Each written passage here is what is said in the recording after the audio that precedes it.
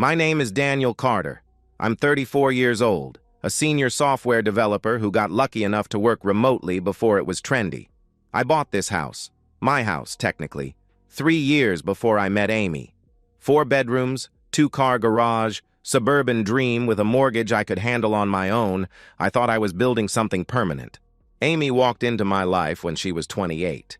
We met through Jake and Sarah, mutual friends who swore we'd be perfect together. They weren't wrong, at least I didn't think they were. She had this way of making everything feel like an adventure, even grocery shopping. We'd spend Saturday mornings hiking trails, then collapse on my couch watching the trashiest reality TV we could find, her head on my chest, both of us laughing at the manufactured drama. The wedding was everything she wanted, a garden ceremony with fairy lights strung through oak trees, her in white lace, me trying not to cry as she walked down the aisle. Her father, Brian, clapped me on the shoulder afterward and said, "Take care of my little girl." I promised I would. God, I meant it. 2 years into our marriage, Amy quit her marketing job. "I want to focus on making our home perfect," she said, and I believed her. Why wouldn't I? I made enough to support us both. $98,000 a year goes far in the suburbs. She transformed the house, made it warm, alive, cooked these elaborate dinners sometimes, organized everything down to the label maker she obsessed over. We had our routines carved in stone. Friday movie nights with overpriced popcorn, Sunday morning coffee on the patio, while she read lifestyle blogs and I scrolled sports news, annual hiking trips to Yosemite or Yellowstone where we'd disconnect completely. No kids yet. Soon, Amy always said when anyone asked. When we're ready, I was ready. I'd been ready, but I didn't push. 4 years passed like a comfortable dream. Then something shifted. It started with her phone. She'd angle it away when I walked by, quick little tilts like she was hiding cards in a poker game. New makeup appeared. Expensive brands she'd never cared about before. She'd dress up just to stay home, wearing perfume to vacuum. "How was your day?" I'd ask. "Just the usual. Cleaned. Watched some shows," she'd reply. But there were cracks in the usual. New lingerie in the laundry, black lace, red silk. Things she never wore for me anymore.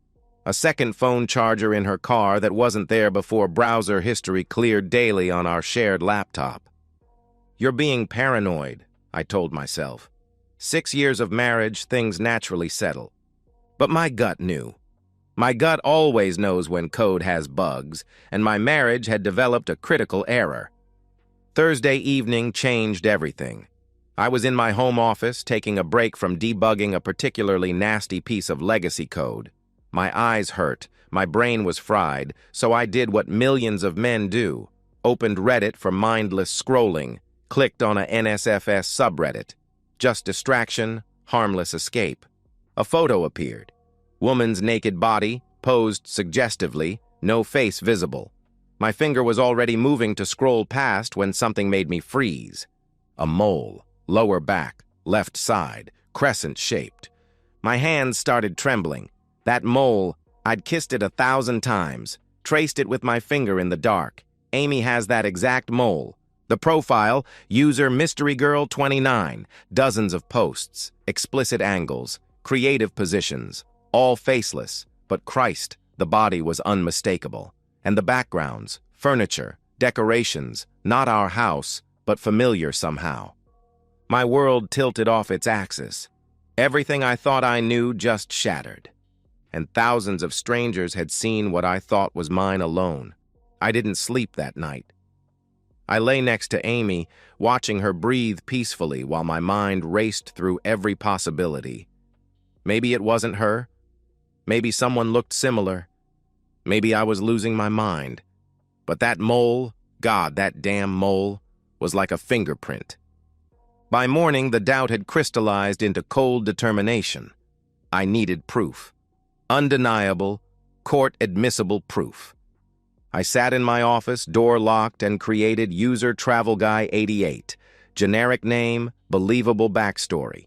I spent an hour crafting the perfect profile. Sales executive, divorced, travels for work, looking for meaningful connections, the kind of man bored housewives fantasize about.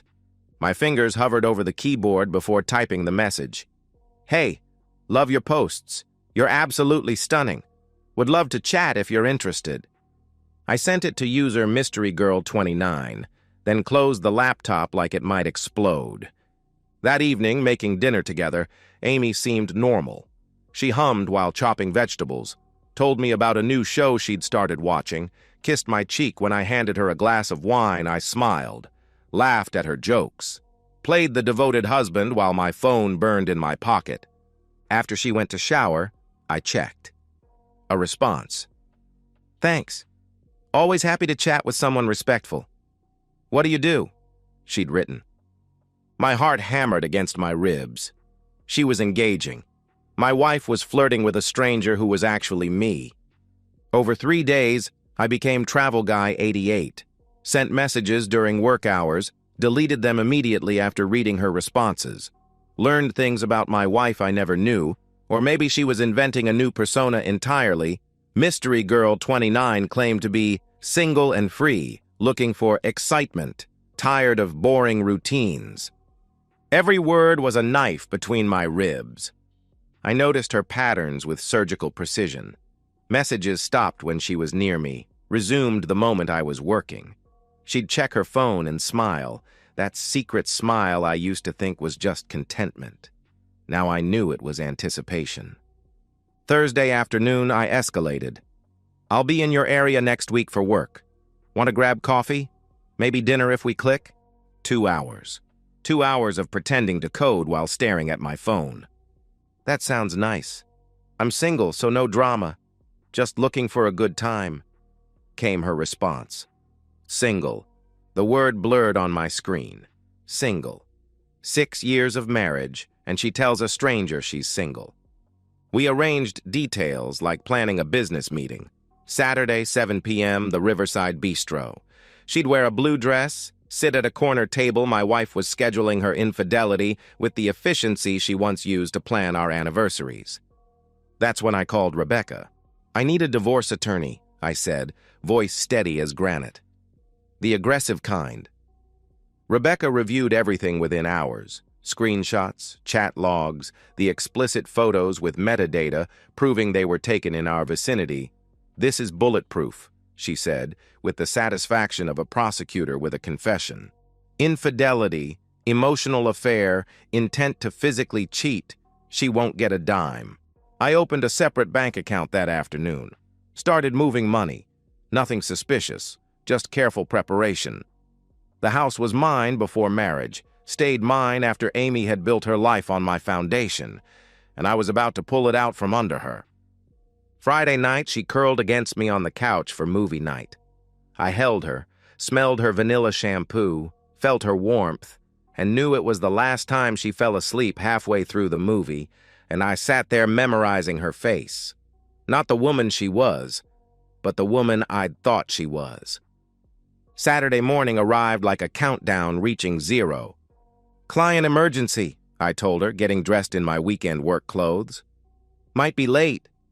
She barely looked up from her phone. Okay, babe.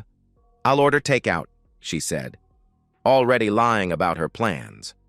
The casual cruelty of it made my decision easier. At 6:30 p.m., I sat in my car outside the Riverside Bistro, breathing deeply, preparing for war. She thought she was meeting a stranger who found her irresistible. Instead, she was about to meet her husband, and the end of everything. The Riverside Bistro hummed with Saturday night energy, couples laughing over wine, families celebrating birthdays, soft jazz creating ambiance for romance and betrayal alike. I stood at the entrance, scanning the room like a sniper seeking a target. Corner table, blue dress that hugged curves I knew by heart, hair styled in waves that must have taken her an hour, effort she hadn't made for me in months. She kept checking her phone, sipping red wine, nervous excitement making her glow. She looked beautiful. She looked like a stranger. I walked through the restaurant with deliberate calm, each step measured, controlled. Pulled out the chair across from her, sat down.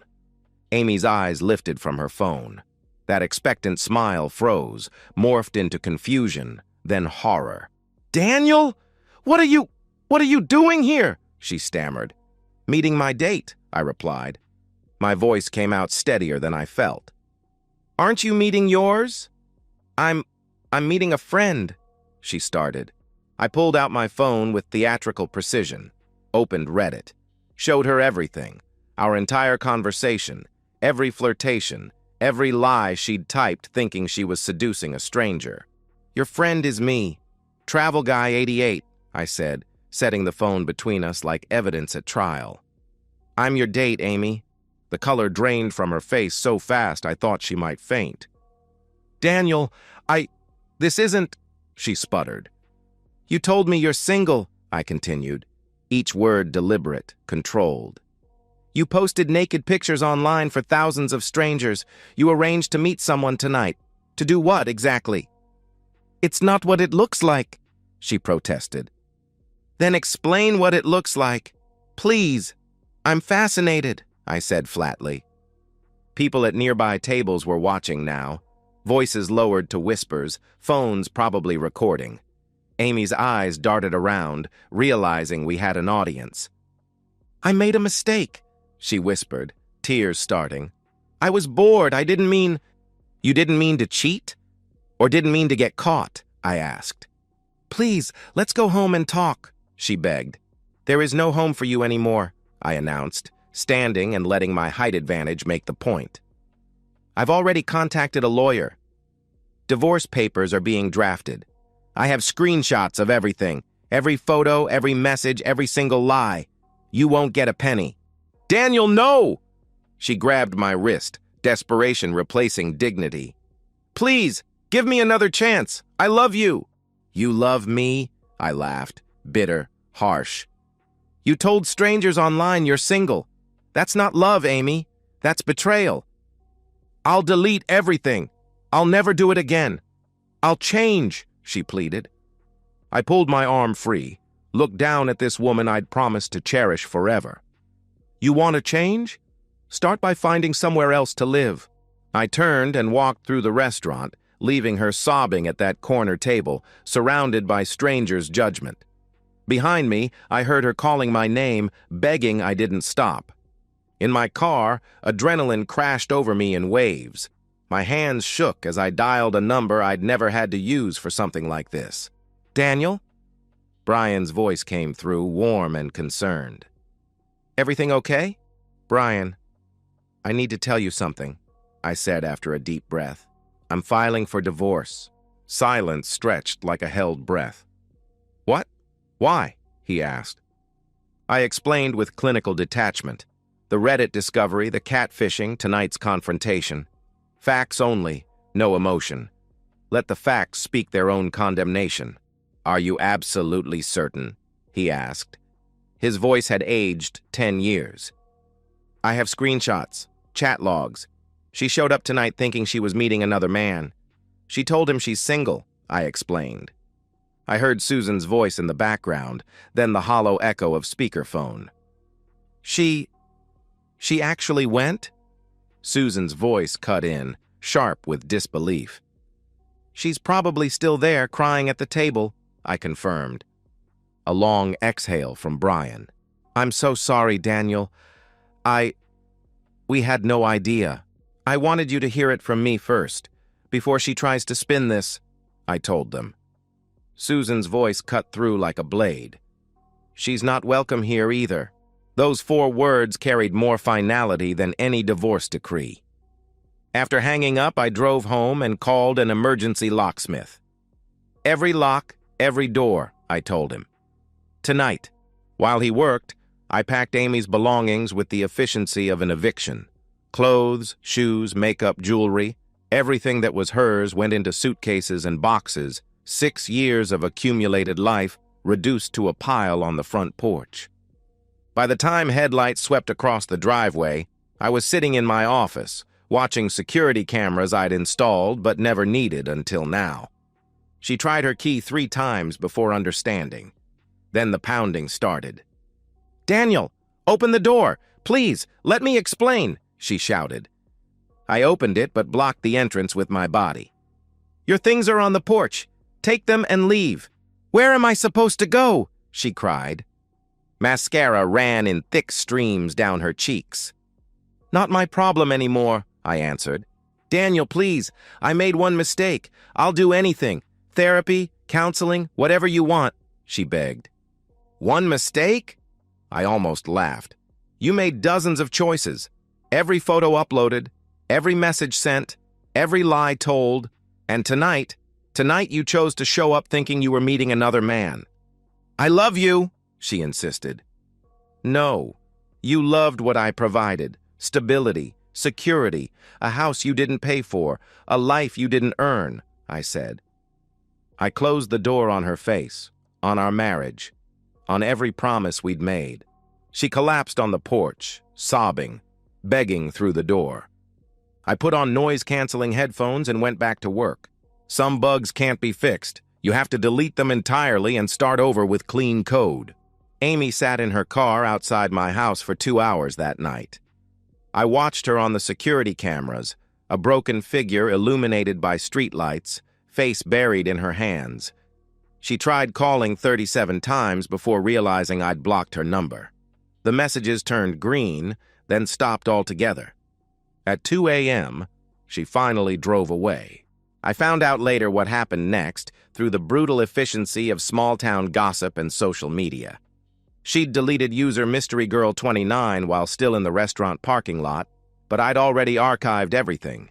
Screenshots, metadata, chat logs, all saved to multiple clouds, printed for my attorney, backed up beyond any possibility of denial. With nowhere else to go, Amy drove to her parents' house. Susan answered the door in her robe, took one look at her daughter's destroyed makeup and wrinkled dress, and delivered justice with an open palm. The slap echoed through the neighborhood. You humiliated yourself, Susan said, loud enough for Ring cameras to capture. You humiliated us. You destroyed your marriage for attention from perverts on the internet. Brian stood behind his wife like a fortress wall. When Amy begged to stay just one night, he simply said, You heard your mother, and closed the door. The lockout was total. Amy's sister Melissa blocked her before she could finish typing a text. Her college friends, Jennifer, Katie, Sophia, all blocked her within hours. I hadn't sent anything to anyone except Amy's parents, but news travels at light speed when it's this scandalous. Someone at the restaurant had recorded part of our confrontation. The video went semi-viral locally. Cheating wife caught meeting Reddit date, it's her husband. Monday morning, my lawyer called. She's not contesting anything. Her attorney advised her she has no grounds. The evidence is overwhelming, Rebecca informed me. The joint checking account had $847. I'd moved everything else to my personal accounts, legally, properly, but quickly. The house remained mine alone. No alimony would be considered given the documented infidelity. Total victory. Amy found a motel that rented by the week, then a studio apartment in the worst part of town, bars on windows, police sirens as white noise. She got a job at a discount grocery store. Part-time, minimum wage, no benefits worth mentioning. I heard about her situation through Jake, who'd run into her bagging groceries. She looked rough, man, he said over beers. Like she'd aged 5 years and 2 months. Not my problem, I replied, and meant it. The divorce finalized in 60 days. State minimum, no delays. I signed papers in my attorney's office while Amy signed hers at a public library because she couldn't afford her own lawyer's office fees.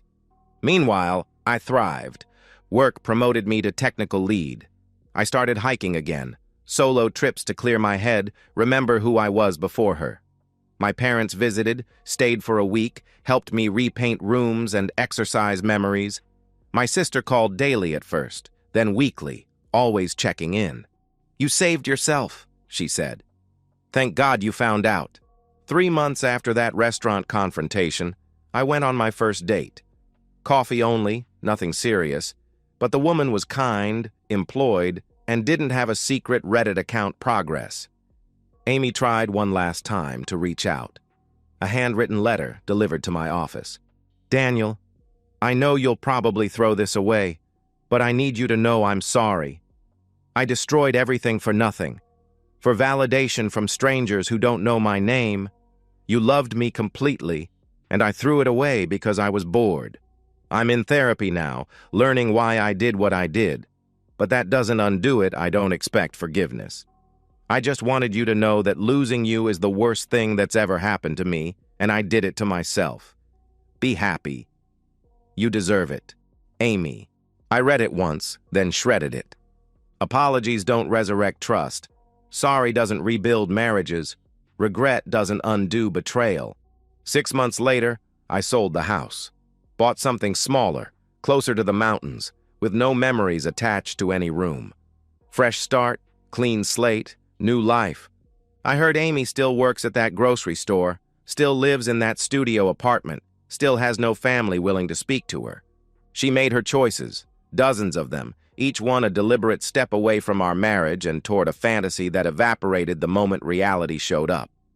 Now she lives with the consequences, and I live free. The morning my divorce finalized, I woke up feeling physically lighter, like I'd been carrying invisible weight for months, and finally set it down. Rebecca had called it the cleanest divorce she'd handled in 15 years of practice. No assets transferred, no alimony, no ongoing obligations, she told me. She actually smiled, a rare thing for divorce attorneys. You're completely free. Free. The word tasted foreign but good, like exotic food you're trying for the first time. I walked out of her office into October sunshine that felt like personal congratulations. My phone buzzed with messages from people who mattered. Mom, Dad, my sister Emma, real friends who'd stood by me through the nightmare. Each one saying variations of the same thing. Proud of you. Work had become my sanctuary during the divorce proceedings. Code didn't lie. Functions either worked or they didn't. No emotional manipulation, no gaslighting, no secret Reddit accounts. My focus impressed management enough that they promoted me to technical lead with a $20,000 raise. Karma, delivered via direct deposit. I started therapy, not because I was broken, but because I wanted to understand how I'd missed the signs. Dr. Martinez helped me realize I hadn't missed them. I'd simply trusted my wife. That's not naivety, she explained. That's what marriage is supposed to be. Solo hiking became my church. Every weekend, different trails, just me and nature and silence. No phone angled away from me, no suspicious browser histories, no lies. I rediscovered the person I'd been before Amy. Actually, I discovered someone better, stronger, someone who'd survived betrayal and chosen not to become bitter. 3 months post-divorce, I went on that first date. Sarah from the coffee shop. It went nowhere romantic, but it proved I could still connect with people that Amy hadn't broken that part of me. The house sold quickly. Young couple, pregnant with their first kid, excited about the big backyard. I hoped they'd be happier there than I'd been. My new place was smaller but mine entirely.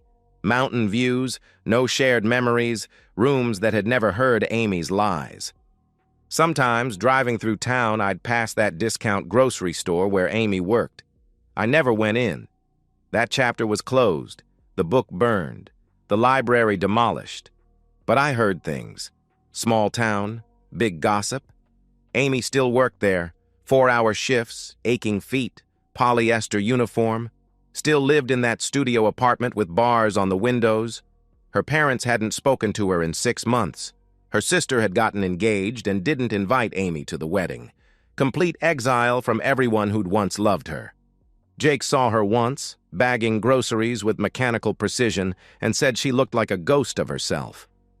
Empty eyes, man. Like she was just existing, he told me. Existing. Not living. The difference matters. One evening, 6 months after everything ended, I sat on my new deck, watching the sunset paint the mountains gold. My phone rang, Emma, calling to plan Mom's birthday dinner. "You sound good," she said. "Happy." "I am," I replied and meant it. "Thank God you found out when you did. Imagine if you'd had kids with her," she added. I had imagined it. Many times. The thought always led to gratitude for dodging that bullet. After we hung up, I sat in comfortable silence, bourbon in hand, peace in heart. Somewhere across town, Amy was probably returning to her studio apartment, heating up ramen, scrolling through her phone with no secret Reddit account to check, no messages from strangers telling her she was beautiful, no husband to betray.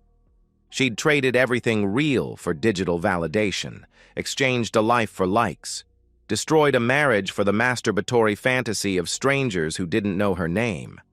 Now she had exactly what she'd earned, nothing. And I had what I'd always deserved, freedom. The sun disappeared behind the mountains. I went inside my house, and closed the door on the past. Some stories end with reconciliation, some with forgiveness. This one ends with justice, and that's exactly how it should be. And that's the end of today's story. If you enjoyed it, please give this video a thumbs up and drop a comment below. Your support helps the algorithm push my content further. If you're new to the channel, don't forget to hit that subscribe button. It really helps me keep creating more stories for you. Thanks for watching, and I'll see you in the next one.